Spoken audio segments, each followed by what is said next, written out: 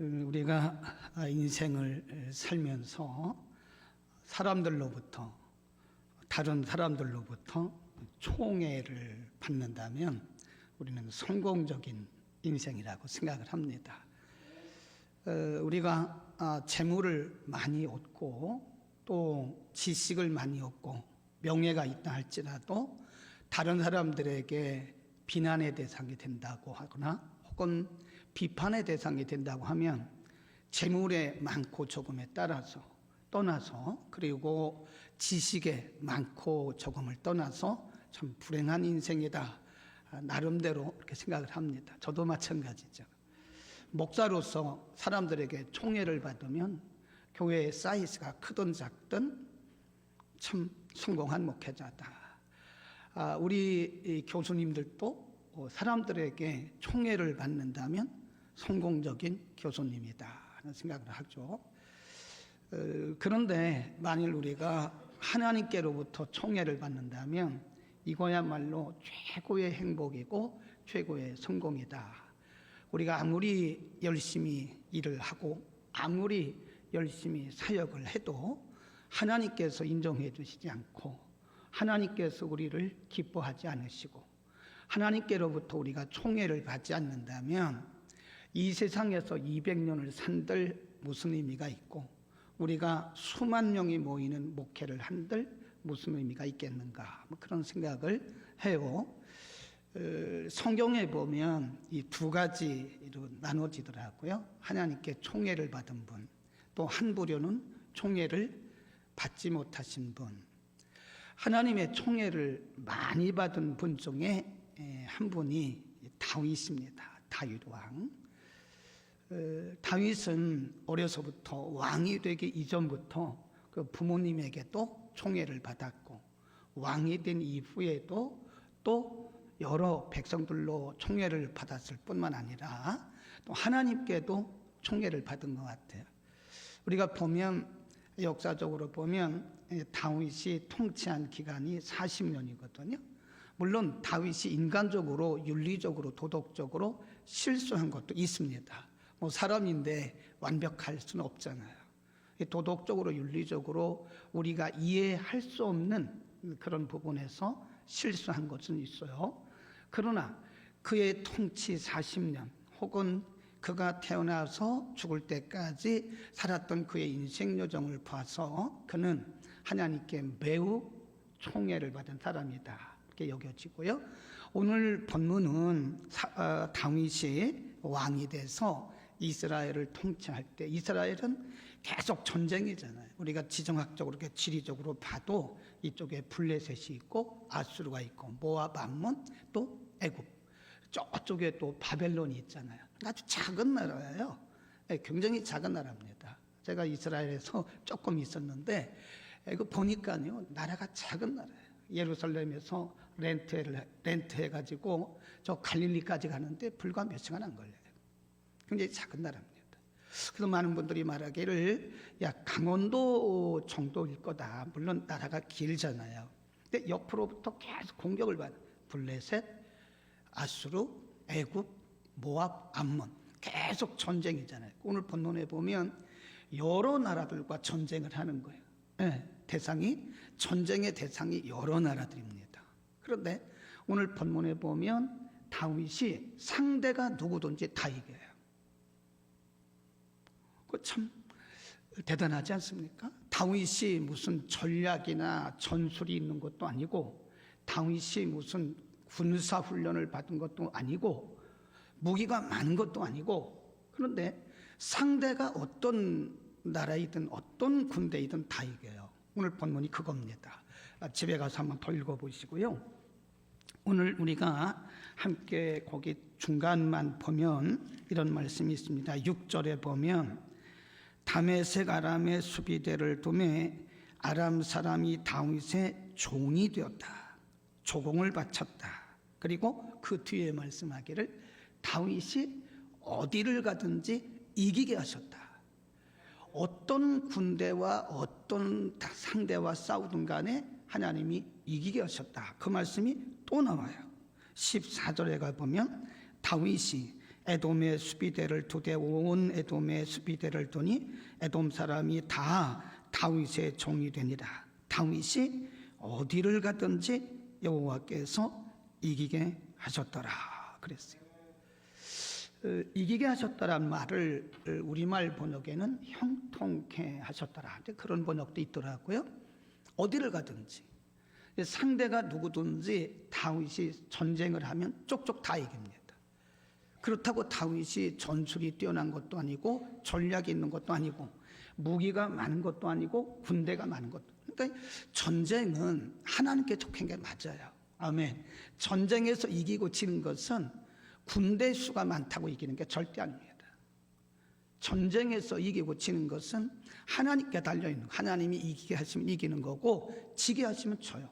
아무리 군대 수가 많아도, 그리고 전략과 전술이 뛰어나도 하나님이 손을 들어주시지 않으면 집니다. 그건 우리 인생도 마찬가지. 우리 인생도 내가 사업 수완이 뛰어나고 사업 계획이 뛰어나다고 해서 절대 사업 성공하는 거 아닙니다. 물론 일시적으로는 성공하는 것처럼 보여요. 우리의 생각과 우리의 뜻과 우리의 재물과 우리의 경험으로 하면 처음에는 잘 돼요. 그런데 어느 시점에 가면 이게 무너집니다. 왜냐하면 인간의 생사화복이 하나님의 손에 달려 있어요. 믿기를 축원합니다. 반드시 믿어야 돼요. 우리가 새벽부터 밤까지 아무리 애를 써도 하나님께서 우리 편이 되어주시지 않으면, 하나님이 나를 도와주시지 않으면 우리는 어떤 것도 성공할 수가 없어요. 그러면 다윗이 어떻게 이렇게 하나님의 총애를 받았나? 그리고 우리가 보면요, 하나님의 은혜를 많이 받고 또 하나님의 축복을 많이 받고 하나님의 총애를 받는 사람들은 그들의 신앙의 특징이 있더라고요. 우리 그걸 보고 배워야 됩니다. 신앙이라고 하는 것은, 믿음이라고 하는 것은 성령의 역사예요. 그러나 우리가 이 아래에서는요, 믿음의 사람들을 보고 배우는 거예요. 그래서 어떤 분이 말하기를 왕대밭에 왕대난다. 믿음이 큰 사람 옆에 있으면 믿음이 커져요. 반대로 믿음이 작은 사람 옆에 있으면 있는 믿음도 쪼그라들더라고요. 하나님 중심적이고 또 경건하고 말씀 중심적인 사람 옆에 있으면 그를 닮아가는, 그러니까 우리가 유유상종이라는 말을 쓰잖아요. 그게 믿음의 세계도 똑같더라고 보니까. 네. 그래서 우리는 이 분들을 통해서 배워야 되는데, 오늘 특별히 다윗을 통해서 다윗이 어떻게 그렇게 하나님의 총애를 받는 그런 인생을 살았고 그런 왕으로서의 통치를 했는가, 바로 앞장에 보면 7장 1절에 답이 있습니다. 앞장으로 잠깐 가보면, 성경 안 가져오셨나요? 가져오신 분들은 7장 1절로 갑니다. 7장 1절 제가 읽겠습니다. 여호와께서 사방의 모든 대적을 파사 왕으로 궁에 평안히 거하게 하실 때, 네. 사방의 모든 대적을 다 이기고 왕이, 다윗 왕이 왕궁에 평안히 거할 때 그는 거기서 끝난 게 아니에요. 2절에 보면 나단 선지자를 부릅니다. 나는 백향목 궁에 거하거늘 하나님의 궤는 휘장 가운데 있습니다. 그러면서 나단 선지자에게 다윗 왕이, 제가 성전 건축을 좀 하고 싶습니다. 물론 나중에 하나님께서 다윗에게는 피를 많이 흘렸기 때문에, 전쟁을 많이 해서 피를 많이 흘렸기 때문에 성전 건축의 기회는 주지 않고 그 아들 솔로몬이 건축을 했긴 했습니다. 근데 중요한 것은 하나님께서 이 마음을 기뻐 보셨다는 거예요. 우리는 누구나 저를 다 포함해서, 저를 포함해서 내가 잘 되고 내가 배부르고 내가 안정되면 하나님에 대한 시력이 흐려져요. 시선이, 우리가 배고프고 힘들 때는 우리의 시선이 하나님께로 향해 있다가 배부르고 모든 것이 잘 되고 성공하면 이게 인간에게는 죄성이 있어가지고요, 하나님의 은혜를 잊어버려요. 그게 바로 망하는 길이에요. 저는 목회를 하면서 수많은 사람들을 봤잖아요. 보면 알아요. 아, 저 사람은 오래 간다. 제가 뭐 미래를 점치는 점쟁이는 아닌데 그 사람이 하는 걸 보면 알아요. 아, 저분의 사업은 오래 갈 것 같다. 하나님이 많이 축복해 주실 것 같다. 근데 저분은 오래 못 간다. 틀림없이 오래 못 간다. 지금은 잘 되는 것 같지만 저분은 오래 못 간다. 그분들에 위해서 기도해 줘야 되고 그분들에게 권면해야 되고, 집사님 이러시면 안 됩니다. 지금 집사님의 사업이 잘 되는 것 같지만 이렇게 주일 성수 안 하고 11조 생활 안 하고 이렇게 예배 생활 안 하고 기도 생활 안 하고 말씀 묵상 생활 안 하면 집사님의 시력이 하나님을 떠나면 하나님도 집사님을 떠나요. 이러면 안 됩니다. 잘했죠? 반드시 권면을 해줘야 돼요. 목사가 그것을 보고 가만히 있으면 안 돼요. 지금 다윗은 성전 건축 안 해도 됩니다. 나라가 평안합니다. 그 백향목으로 지어진 왕궁에서 아주 잘 지내고 있어요. 굳이 어려운 그런 성전 건축에 대해서 생각할 필요도 없는 거예요. 그런데 양심이 살아있는 거예요. 선지자 나단을 불러서 말하기를, 나는 이렇게 편안하게 있는데 하나님 아버지의 법궤가, 하나님의 임재를 상징하는 법궤가 저렇게 휘장 가운데 있으니 내 마음이 편치가 않습니다. 이게 살아있는 양심이에요. 뿐만 아니라 그 뒤에 가보면 8장 11절에 보면 이 다윗은 전쟁에서 얻은 모든 것을 다 하나님께 드려요. 11절에 보면 다윗 왕이 그것도 여호와께 드리되 저가 정복한 모든 나라에서 얻은 은금 이것을 다 하나님께 드렸어요. 그걸 뭐라고 말하냐? 사심이 없다. 사심. 우리가 하나님 앞에 사심을 품잖아요. 오래 못 갑니다. 그래서 저는 이렇게 생각해요. 영성훈련이라는 게 무슨 환상을 보고 방언을 하고 이런 게 영성훈련이 아니라고 생각해요. 영성훈련은 내 속에 자리 잡고 있는 사심, 탐심, 나 중심적인 것들을 내려놓는 훈련을 하는 게 그 영성훈련이지, 우리가 방언 몇 마디, 저도 방언합니다. 지금 물어봐요. 당신 방언해요? 못하면 방언하세요. 얘기한다고요. 방언해요. 방언 잘합니다. 근데 방언하는 게 중요한 게 아니라고요. 그게 영성이 아니에요. 물론 그것은 은사죠. 그러나 방언 몇 마디 한다고 해서 그 사람이 영성 있다고 말할 수는 없어요. 그럴 수도 있지만 그렇지 않을 수도 있는 거예요. 진정한 영성이 뭐냐? 나를 내려놓는 거, 나를 비우는 거예요. 우리 속에 사심이라고 하는 것이 있으면 우리는 점점 망해갑니다. 하나님 앞에서 언제나 하나님 제일로 살아야 돼요. 아멘. 그러니까 7장 1절도 마찬가지죠. 그가 평안할 때 자기의 부귀영화를 생각하지 않고 하나님을 먼저 생각한 하나님 우선적인 생각, 하나님 제일조의 생각. 그리고 8장에서도 12절 이하의 그 전쟁에서 빼앗은 모든 전리품들을 왕이니까 좀 가져갈 수 있잖아요. 그 손 하나도 안 됐어요. 그 손 하나도 안 되고 다 하나님 앞에 드리고 하나님이 하셨다고 하나님께 영광 돌리는 겁니다. 저도 그렇습니다. 저도 은퇴가 얼마 남지 않았는데 끝까지 잘하려고 애를 쓰고 있습니다. 끝까지 잘하려고. 끝까지 내 속에 사심이 들어오지 않고, 혹시 내가 먼저 하나님보다 앞설까 봐 굉장히 두려워하고 있어요. 혹시 내가 내 지식으로, 내 경험으로, 내 생각으로, 내 신학으로, 내 학문으로 하나님을 앞서가면 지금까지 잘해왔던 거 이거 다 먹물로 칠하는 거나 똑같은 거예요. 우리 인생의 주인은 하나님이십니다. 아멘. 하나님이 우리 인생을 지금 붙들고 계시는 거예요. 우리가 조금 잘 됐다고 내 힘으로 된 것처럼 그러면 안 돼. 신명기 6장 그리고 신명기 8장에서 말씀하기를 이렇게 모세를 통해서 말씀하셨어요. 너희가 약속의 땅 가나안 땅에 들어가거든 거기서 여호와를 야훼 하나님을 잊지 마라.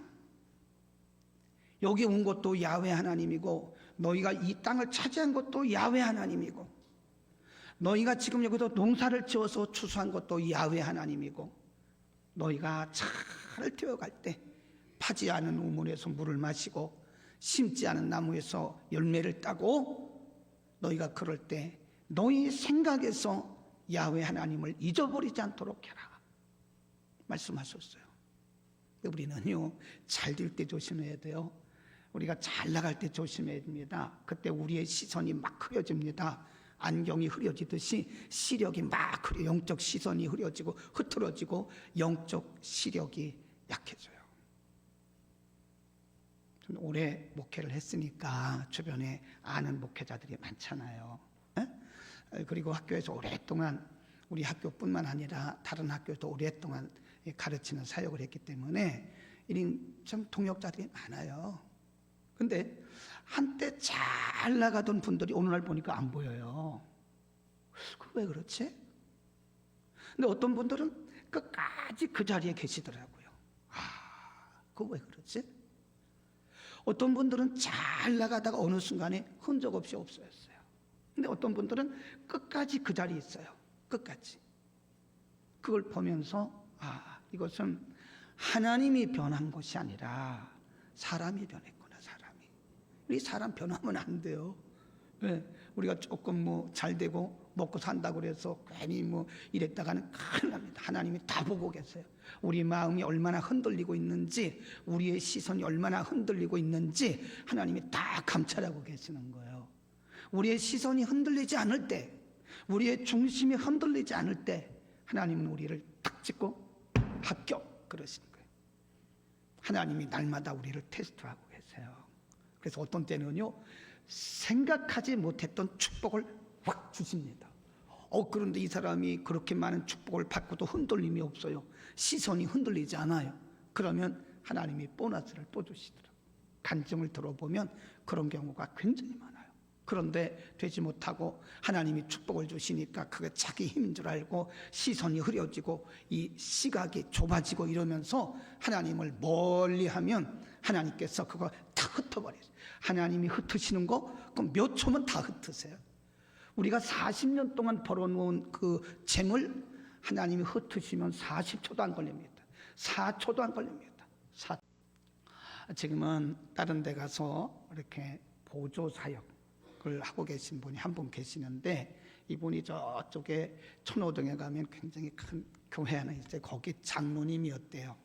네, 장로님이었는데 이분이 그 싱가포르 항공이라고 그 비행기 안에 보면 그 승무원들이 입는 옷, 싱가포르는 날씨가 덥지 않으니까 실크로 만들어요. 실크로. 그렇죠? 아주 울긋불긋한 실크. 그 실크로 만들고 이렇게 또 이렇게 뭐라 그럽니까? 이거를 이거 있어요. 목에 거두 이렇게 하는 거 있어요. 그런 거를 납품하는 회사예요. 막 돈을 얼마나 벌었는지요. 그냥 그분 그 장로님 말씀대로, 지금 목사님이지만 그 장로님 얘기대로 가만히로 돈을 가만히로. 아예 그 회사에요, 이 개수하는 직원이 하나 있었대잖아요. 근데 그 장로님이 말하기를, 목사님 제가 그때 건방 떨었습니다 그러더라고요. 막 돈이 들어오고 이러니까 배는 게 없더래요. 배는 게, 그분 표현대로 배는 게 없더래요. 그래서 주일 성수도 안 하고, 담임 목사님이 왜 주일날 안 나왔냐 그러면 나 오늘 비즈니스가 있어서 미팅이 있습니다 이러고 목사님한테 건방 떨고 그랬대잖아요. 나 오늘 비즈니스 때문에 넌 못 간다고, 미팅하러 가야 된다고. 제가 오늘 미팅에 안 가면 수십억 손해라고 이랬대잖아요. 그런데 웬걸 어느 시점에 하나님이 그거 다 가져가. 그래도 4초 만에는 안 가져가시고요, 한 3개월 만에 가져가시죠. 3개월 만에 깨달으라고, 너 회개하고 돌이키라고 하나님 기회를 주시면서 3개월 만에 다 뽑아가신. 나중에는요, 집도 다 날리고 가족들 다 이산 가족 되고, 나중에 어디 산지 아세요? 옥탑방에. 옥탑방이 나쁘다는 것이 아니라 갈 데가 없어가지고 그 교회 친구 장로님의 옥탑방에서 살았대죠.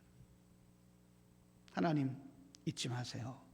모두가 다 하나님의 은혜입니다.